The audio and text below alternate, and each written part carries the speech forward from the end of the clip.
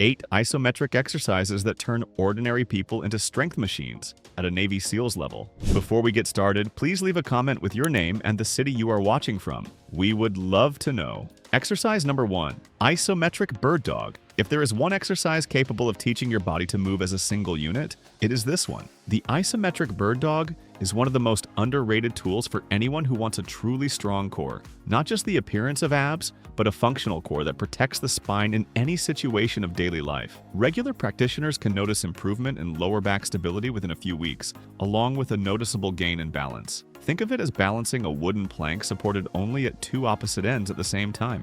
Any imbalance on one side destabilizes the whole, and that is exactly the kind of control the Isometric Bird Dog teaches your body. This exercise intensely works the core as a whole, including the transverse abdominis and the multifidus, as well as the spinal erectors, the glutes, and the shoulder stabilizers. It is a movement that demands simultaneous muscle recruitment from opposing regions of the body, which explains why it is so widely used in rehabilitation and proprioception training. To perform it correctly, place your hands on the floor, aligned with your shoulders and your knees aligned with your hips. Keep the spine in a neutral position without letting the lower back arch or round. Extend one arm forward and the opposite leg back at the same time until both are parallel to the floor. Hold that position without letting the hips rotate to either side. An extra tip that makes all the difference is to imagine you are balancing a glass of water on your lower back. If the glass would spill, something in your form needs to be adjusted. Another way to increase muscle activation is to gently press the palm of your hand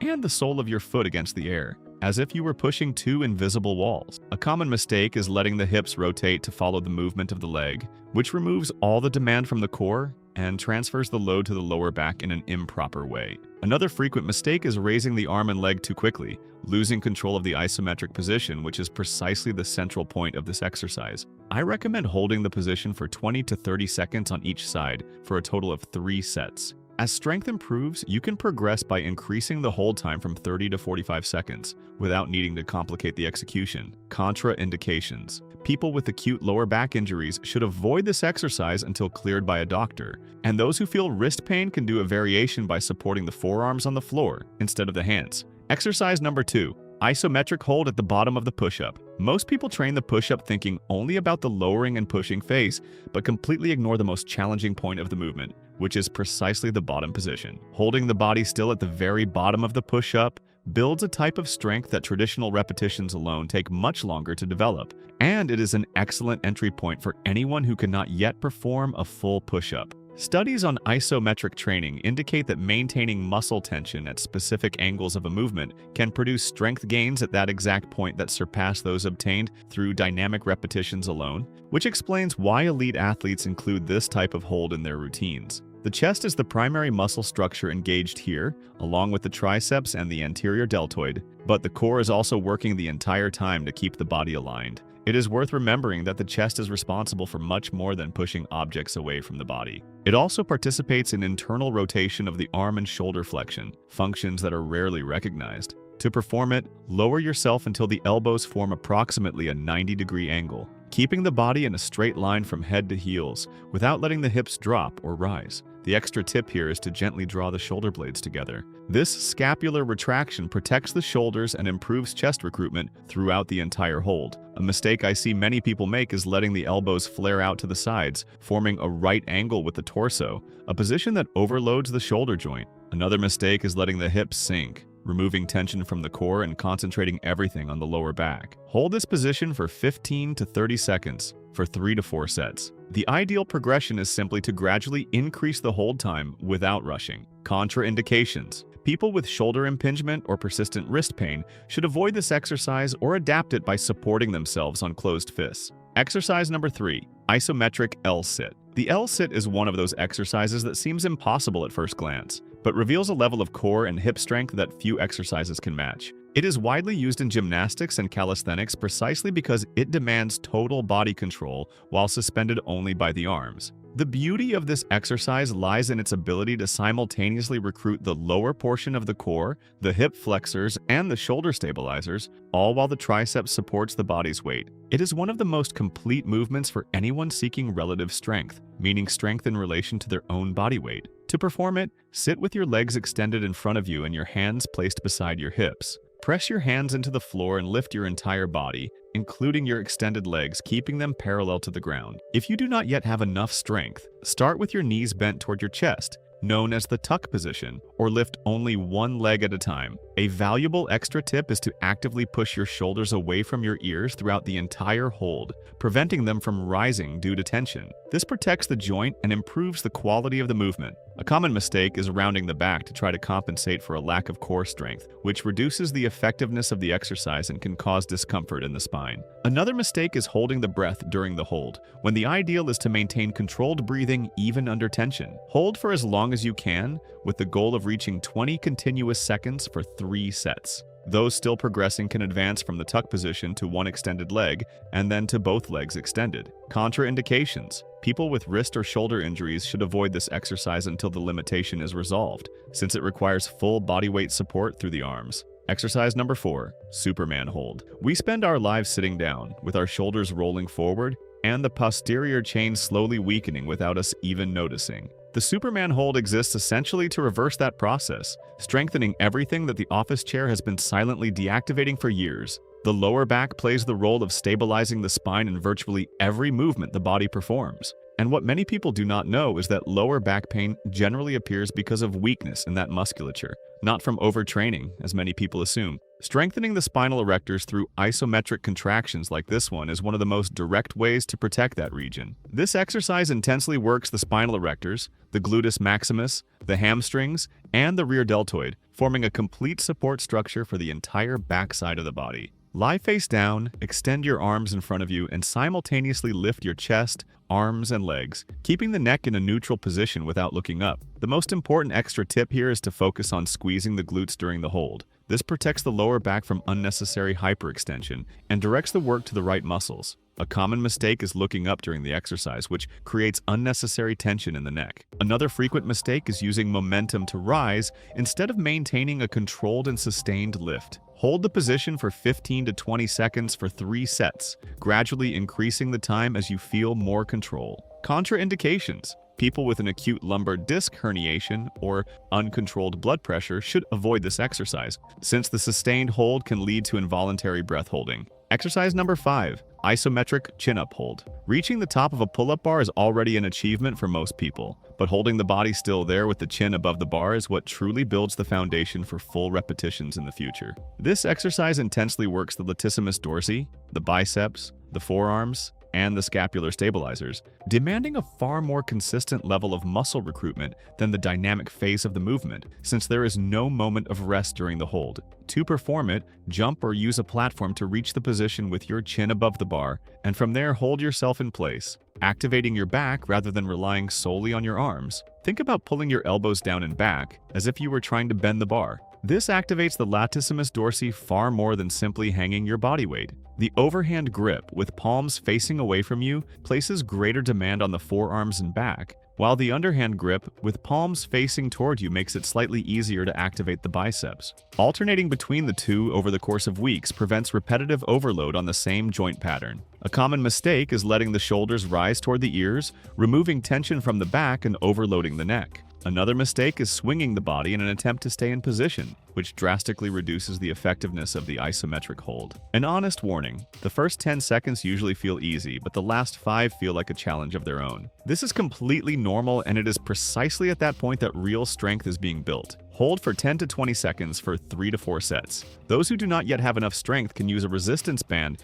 attached to the bar to reduce the body weight being supported. Contraindications. People with shoulder instability or elbow tendonitis should avoid or adapt this exercise, seeking professional guidance before attempting the full hold. Exercise number 6, reverse plank. While the traditional plank is already familiar to almost everyone, the reverse plank tends to be forgotten, even though it works the entire backside of the body that the front-facing version simply does not reach. The hamstrings are a muscle group that is frequently neglected compared to the quadriceps, and that imbalance between the two regions is directly linked to a greater risk of knee injuries. The reverse plank helps correct this disproportion by demanding direct work from those muscles together with the gluteus maximus. This exercise intensely works the gluteus maximus, the hamstrings, the spinal erectors, the triceps, and the rear deltoid. To perform it, sit with your legs extended in front of you, place your hands behind your hips with your fingers pointing forward, and lift your hips until your body forms a straight line from head to heels.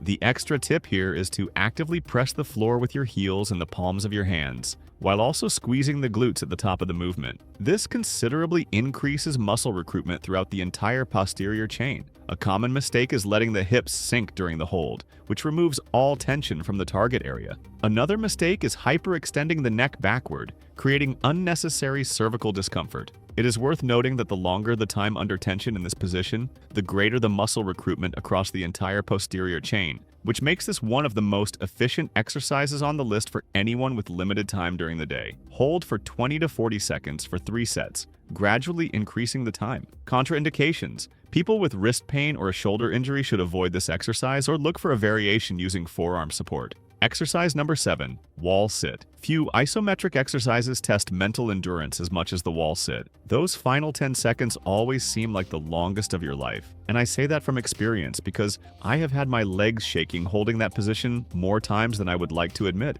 The gluteus maximus is the largest muscle in the human body, something most people are completely unaware of, and neglecting its training harms not only aesthetics but also strength and performance in virtually any movement of daily life. Research on sustained isometric exercises, such as the wall sit itself, has also associated this practice with positive contributions to reducing blood pressure when performed regularly and with proper guidance. This exercise intensely works the quadriceps, the gluteus maximus, and the core, which acts as a stabilizer throughout the entire hold. To perform it, lean your back against a wall and slide down until your thighs are parallel to the floor, with your knees aligned over your ankles, forming a 90-degree angle. The extra tip is to press your lower back against the wall throughout the entire movement and distribute your weight equally between both feet, avoiding compensations to one side only. A common mistake is letting the knees travel past the toes, increasing pressure on the joint. Another mistake is sliding too low or staying too high, losing the ideal 90-degree angle. Hold for 30 to 60 seconds for 3 sets, gradually increasing the time.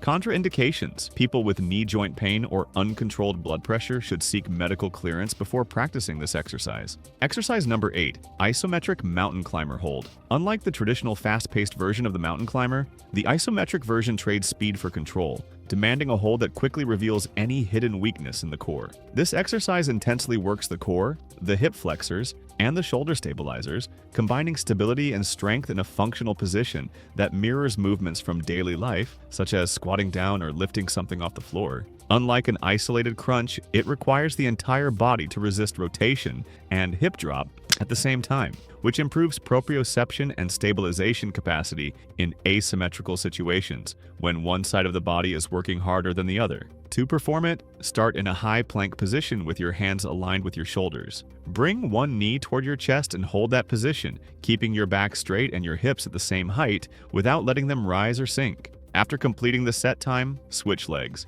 The extra tip is to keep your gaze directed toward a fixed point on the floor in front of your hands. This helps keep the cervical spine aligned and prevents unnecessary compensations during the hold. A common mistake is letting the hips rise, which in practice turns the exercise into something else entirely and reduces the work on the core. Another mistake is holding the breath, when the ideal is to breathe in a controlled manner, even under tension. Hold for 15 to 20 seconds on each side for 3 sets, gradually increasing the time. Contraindications: people with wrist pain or an acute hip injury should avoid or adapt this exercise by supporting the forearms on the floor. Those were the 8 main exercises, but I have separated 2 bonus exercises that make a big difference in practice. Exercise number 9, dead hang. If there is one simple exercise capable of summarizing decades of a sedentary lifestyle in contrast with decades of an active life, it is the dead hang. Simply hanging your body from a bar already reveals a great deal about the health of your shoulders and the strength of your forearms.